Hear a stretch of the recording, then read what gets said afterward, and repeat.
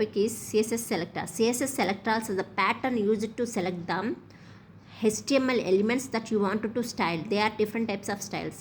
ID selector, class selector, element selector, universal selector. Selector అంటే ఏంటి అంటే మనము ఒక HTML ఎలిమెంట్కి డిఫరెంట్ స్టైల్స్ ఇస్తామన్నమాట.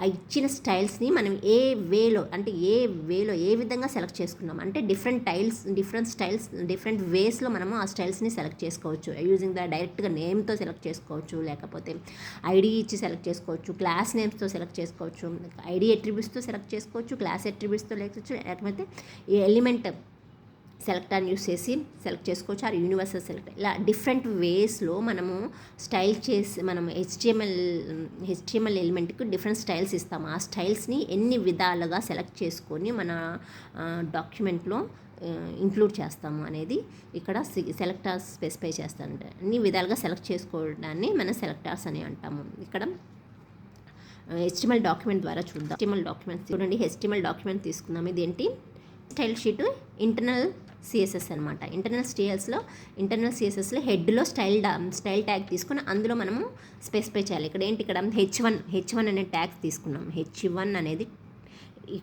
అనే నేమ్ తీసుకుని ఇక్కడ నాట్ ట్యాగ్, ఇక్కడ హెచ్1 అనేది నేమ్ అవుతుంది. దానికి స్టైల్ స్పెసిఫై చేస్తున్నాం. Background colour red, colour equal to yellow, close the style, close the head, close the body.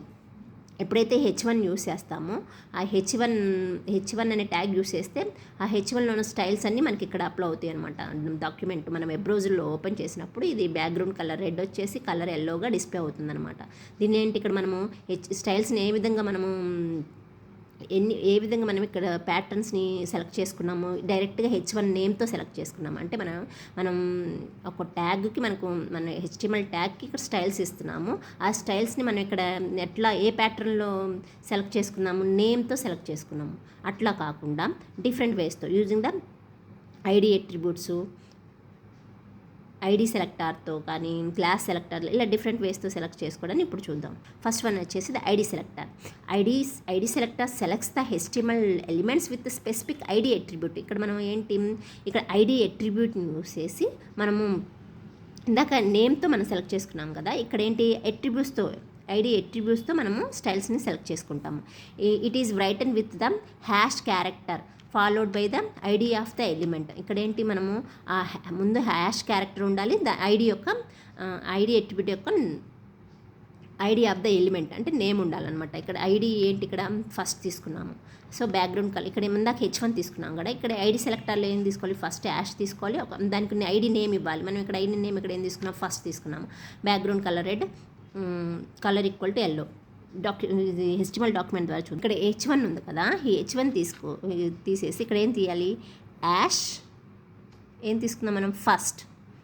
ఇదేంటి ఇప్పుడు ఐడి అవుతుందన్నమాట, ఐడి సెలెక్టర్ అవుతుంది. So close the style, close the body తీసుకున్నాము. ఇక్కడ ఈ ట్యాగ్కి ఏం స్టైల్స్ రావన్నమాట ఇక్కడ, ఎందుకంటే ఇక్కడ మనం స్పెసిఫై చేయలేదు. ఇక్కడ చూడండి బాడీలో,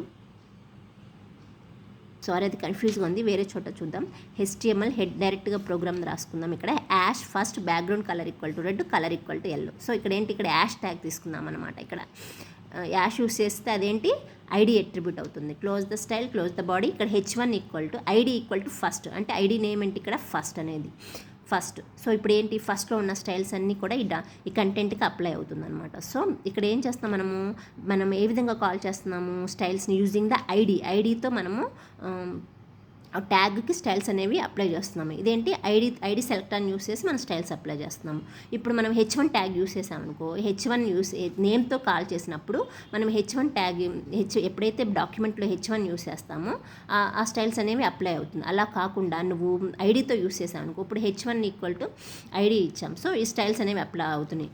సో లేదు పారాగ్రాఫ్ తీసుకున్నాము, paragraph ID equal to first. So ఇప్పుడు పారాగ్రాఫ్ ట్యాగ్ కూడా స్టైల్స్ ఇక్కడ కంటెంట్ రాస్తాము, close the paragraph.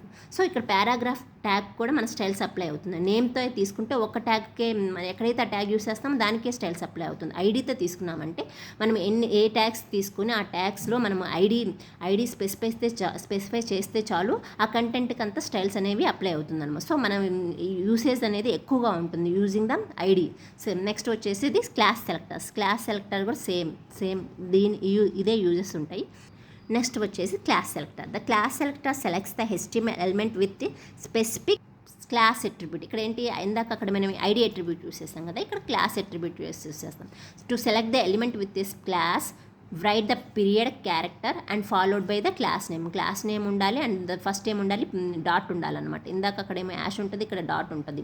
And the styles ఉంటాయి అన్న సేమ్. ఇక్కడ ఏంటి, స్టైల్లో మనం ఏం రాసుకుంటాము, ఇక్కడ ఏంటి, ఇక్కడ ఏం రాస్తాము, యాష్ బదులు ఏంటి పెట్టాలి, డాట్ పెట్టేసి ఇక్కడ first equal to background colour red అని రాసుకుంటాం. ఇక్కడ H1 ఈక్వల్ టు ఐడి బదులు ఏం తీసుకోవాలి, ఇక్కడ ఐడి బదులు క్లాస్ తీసుకోవాలన్నమాట. క్లాస్ ఈక్వల్ టు ఇక్కడ ఏం చేస్తాం ఫస్ట్, ఇక్కడ ఐడి బదులు ఏం తీసుకోవాలి, క్లాస్ ఈక్వల్ టు ఫస్ట్ న్యూసెస్. ఇక్కడ ఏమవుతుంది, ఇక్కడ ఏం తీసుకోవాలి, యాష్ బదులు ఫస్ట్.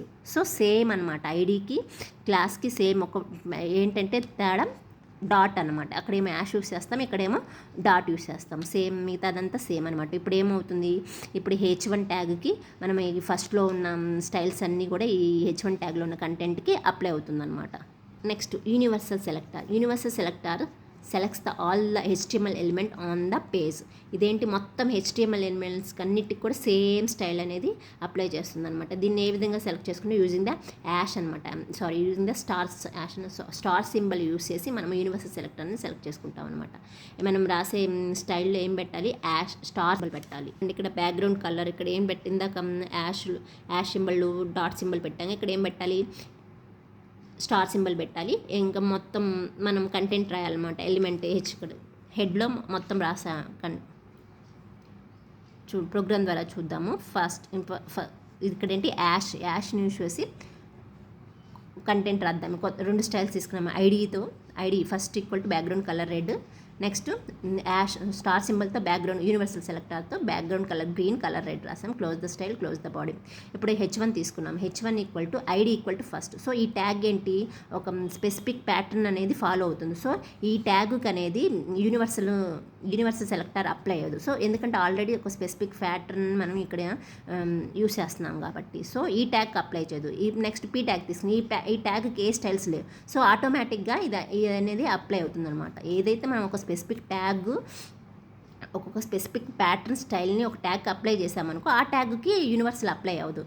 ఏ స్టైల్స్ అప్లై చేయకపోతే ఆటోమేటిక్గా ఆ డాక్యుమెంట్లో ఉన్న అన్ని ట్యాగ్స్ కూడా ఇవి యూనివర్సల్ స్టైల్ అనేది అప్లై అవుతుందన్నమాట. Group selector. The group selector used to select all the elements with the same style definition. ఇప్పుడు H1 2 ట్యాగులు తీసుకున్నాము. H1 కూడా సేమ్ స్టైల్ ఉంది, H2 కూడా సేమ్ స్టైల్ ఉంది. సో సేమ్ అనమాట. Background colour red, colour yellow. So same 2 సార్లు రాయటం కన్నా ఒకేసారి ఒకే స్టేట్మెంట్లో రాయడానికి మనం ఇక్కడ ఏం చేస్తాం, గ్రూప్ సెలెక్టర్ అంటారు. గ్రూప్ సెలెక్టర్ని 2 ట్యాగ్ని ఎలా సపరేట్ చేస్తాం, యూజింగ్ ద కామాతో మనము సేమ్ రెండింటికి కూడా ఒకే స్టైల్ కాబట్టి ఒకే స్టేట్మెంట్లో రాసేస్తాం అనమాట. దానికి గ్రూప్ సెలెక్టర్ని యూజ్ చేస్తారనమాట.